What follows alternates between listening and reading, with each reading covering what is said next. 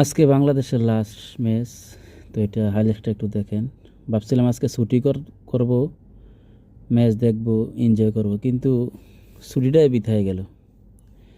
জানেন না, আমাদের স্বরাষ্ট্রমন্ত্রী আসছেন আজকে ম্যাচ দেখার জন্য, হয়তো এমনটা হয়েছে কি না বাকিটা আল্লাহ পাক জানেন। আসলে বাঙালি জাত একবার ভালো খেললে একবার আর মাথা উঠে যায়।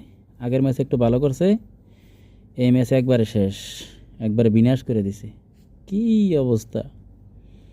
একটু তোরা দৈরা খেল, বৃষ্টির কারণে 15 ওভারের ম্যাচ, 15 ওভার ম্যাচটা পর্যন্ত সম্পূর্ণ বল খেলতে পারে নাই। এরা কি খেলবে বলেন? বাঙালিরা সব জায়গায় তাবান, কোনো কাজেরই না। তোরা বৃষ্টির কারণে এখানে 5 ওভার কমে গেছে, 15 ওভারের ম্যাচ, একটু ভালো করে খেল, দৈরা খেল। না, এই যে যাওয়া আরম্ভ করছে, লাস্টে এমন অবস্থা হয়েছে, আসে আর যায়, আসে আর যায়। একবারে লাগে যখন এরা রান করে একদম বস্তা ফুরিয়ে লেছে। কি করলো ম্যাচটা!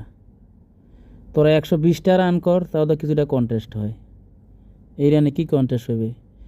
নিউজিল্যান্ডে মনে হয় কি করে আল্লাহ পাকে জানে। যদি বোলিং ভালো করে তারপরও কাম হইতো না। 100 রানে কি এটা কোনো রান হইল?